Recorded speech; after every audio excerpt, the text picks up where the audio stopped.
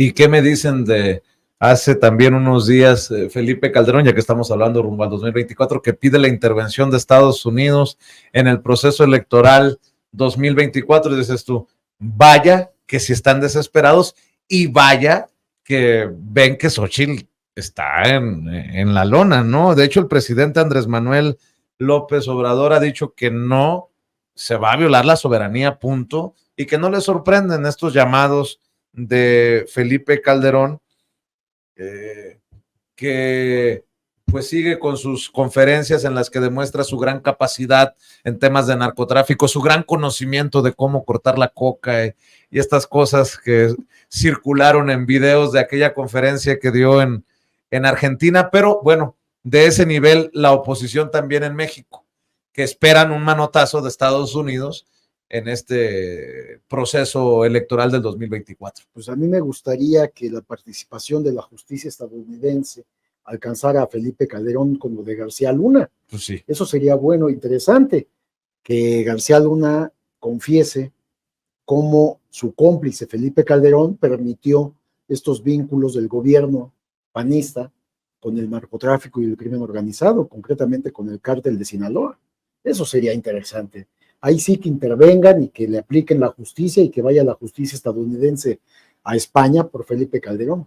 Y en el caso de Xochitl Gálvez, esto que incorpora a varios actores políticos de distintos sectores, pues yo le diría que a Xochitl Gálvez que se vale soñar, pues, ¿no? O sea, está bien que sueñe, que empiece ya hasta a pensar en un gabinete que en sueños tal vez lo pueda construir porque no tendrá ninguna otra posibilidad.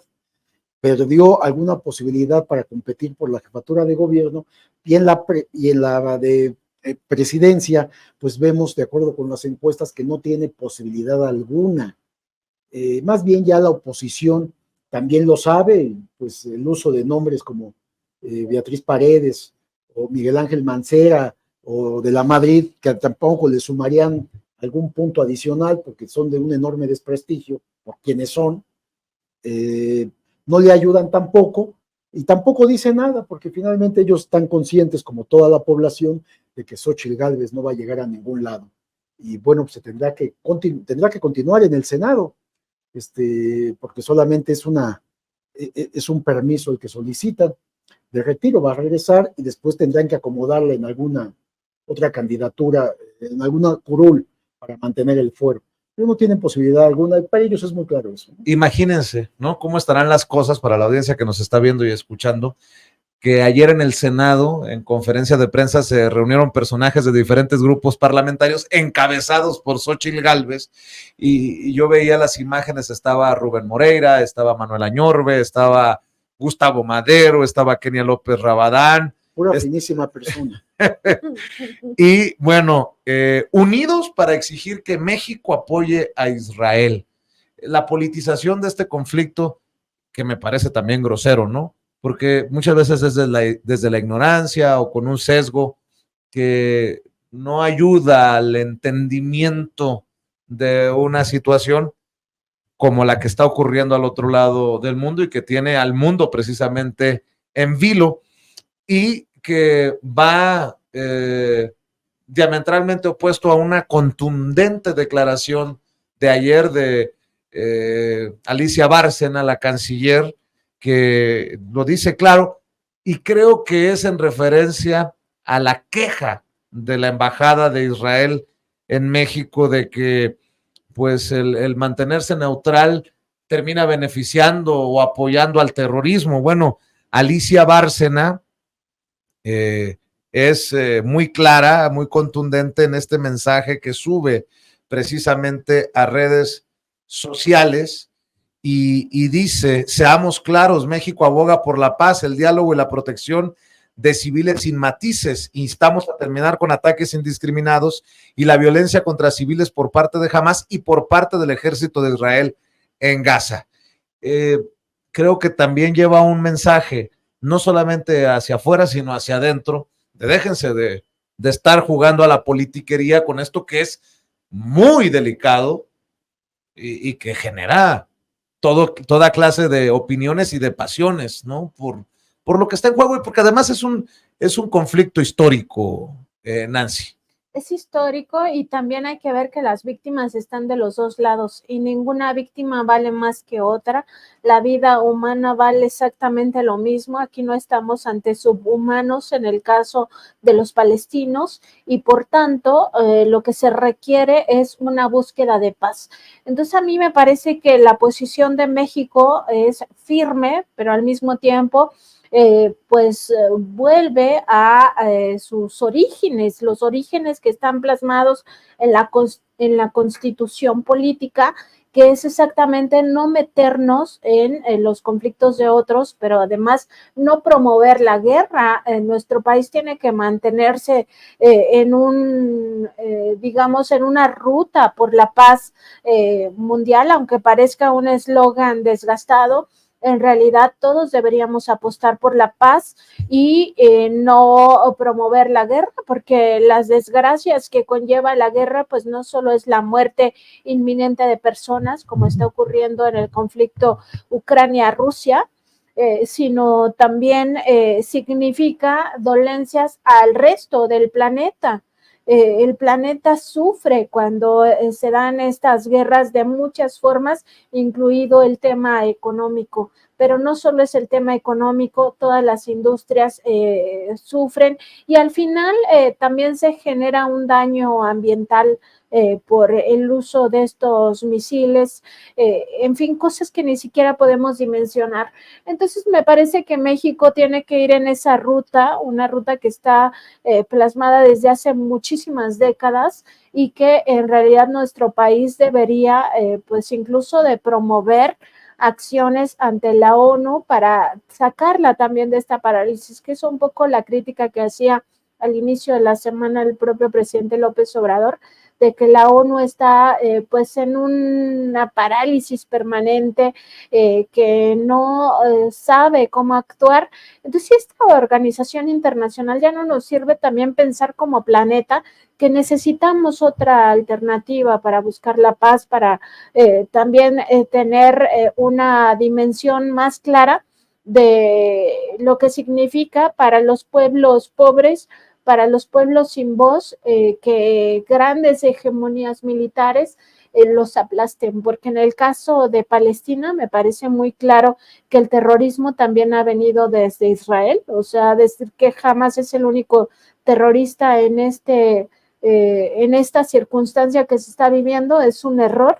Israel también ha cometido cualquier cantidad de crímenes de lesa humanidad contra el pueblo palestino y eso no se suele ver por el silencio también cómplice de los medios corporativos. Ya que mencionabas la ONU, a mí me sorprende que el presidente destape a Héctor Vasconcelos, el senador Héctor Vasconcelos, como su representante. Sí, como su propuesta, es lo que buscaba decir, como embajador ante la ONU, ahora que se regresa Juan Ramón de la Fuente. Te lo digo porque aquí en este estudio, el propio Héctor Vasconcelos, cuando se manejaba quién llegaría en lugar de Marcelo Ebrard, yo le mencionaba, ¿no le gustaría, senador? Me decía, ya por mi edad, no estoy para esos trotes. Bueno, pues a mí me sorprende que ahora el presidente lo considere para ser el embajador ante la ONU, un señor en la extensión de la palabra, Héctor Vasconcelos, generoso siempre con este espacio libre como el viento. Ya ustedes me darán su opinión, pero otra cosa que hay que decir, no sé si quieres regresar a este tema, Miguel, pero ayer en conferencia de prensa, Mario Delgado se refirió a Marcelo Ebrard, por eso se lo voy a plantear a Miguel, que es un tema que hemos conversado en diferentes mesas de investigación contra Líneas Sin Censura, y Mario Delgado, el presidente de Morena, descarta una desbandada de legisladores ebrardistas. Dice Mario Delgado que ya se reunió con la mayoría de esos legisladores afines a la visión de Marcelo Ebrard y afirmó que le han dicho que ellos son leales al movimiento y de hecho señala en conferencia de prensa que ya tienen tareas asignadas para apoyar a Claudia Sheinbaum rumbo al 2024. Si esto es así como dice Mario Delgado, pues adiós Marcelo, y te quedaste chiflando en la loma solito, ¿no? Si ya tienen hasta tarea asignada rumbo al 2024, pues las golondrinas, por favor, que suenen duro.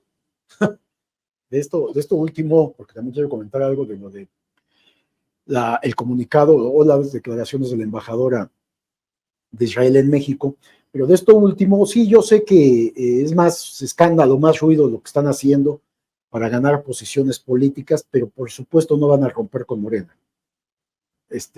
Los marcelistas y los monrealistas. Son 40, pero que por supuesto que no van a oponerse, no van a estar en contra ni del presidente de la República y no se van a atrever a tocar el presupuesto.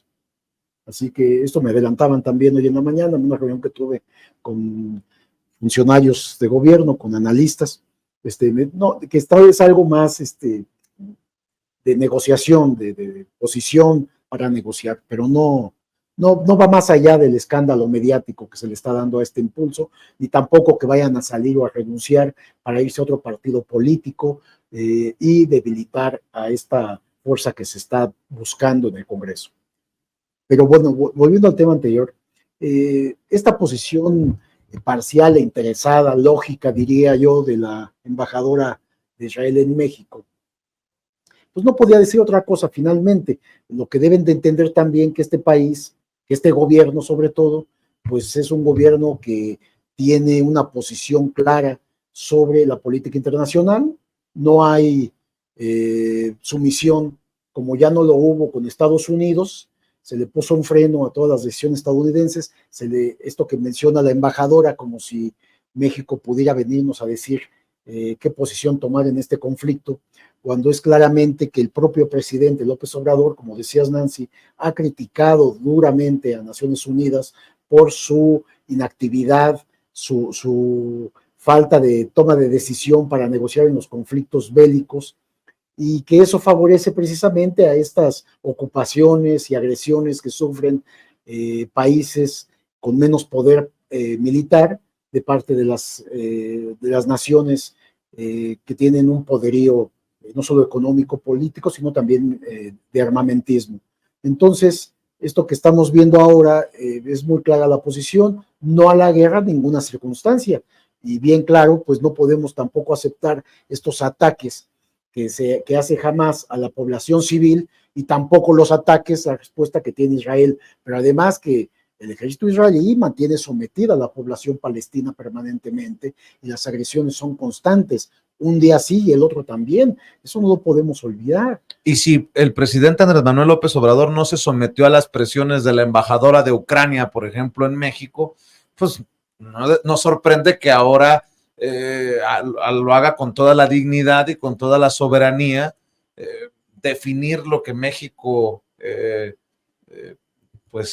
propone, que es la paz, ¿no? Y lo que sí podemos considerar es que puede haber un retraso en la extradición de los mexicanos prófugos de la justicia que se refugian en Israel. Ahí sabemos que el próximo día 16 es la audiencia en donde Andrés Roemer, intelectual, ex diplomático, ex cónsul, pueden retrasarse más el regreso a México, aunque ya lo haya prometido el gobierno de que lo van a devolver. Es claramente un violador con todas las evidencias que se han presentado y puede suceder eso, y también podemos irnos olvidando de la extradición de Tomás Herón. Pero bueno, pues no por eso. Al menos por el momento, ¿no? Por el momento, pues puede retrasarse. En el caso de Tomás Herón ni siquiera está arrestado, detenido, y no hay, ahí se han opuesto, hay otros intereses económicos. Pero entonces ni siquiera eso debe de detener la independencia y la libertad que tiene México para fijar posiciones políticas en materia global y sobre todo en temas tan delicados como es un ataque a la población civil de ambos bandos, de ambos lados de los dos ejércitos que están combatiendo ahora en Israel y que en su momento fue también en el caso de Rusia y Ucrania, ¿no? Entonces no vamos a aceptar que posiciones extranjeras vengan a decirnos qué hacer.